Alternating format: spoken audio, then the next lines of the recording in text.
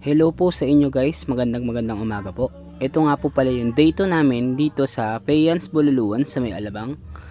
Bali natapos na namin yung tatlong ceiling fan. Yan. Bali gumagana na po siya.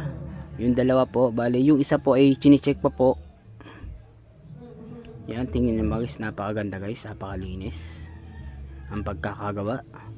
Yan, bali itong isa po guys, ni-testing pa po. Yan, medyo ikot-ikot siya na konti kasi kinakabit pa po yung wire doon sa mismong bukasan.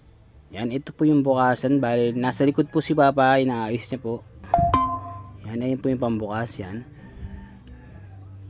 Yan, bali chine-check niya po. Yan. Diba? Tapos agad. Sinaglit lang.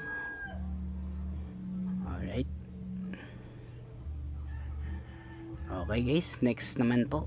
Thank you, maraming salamat.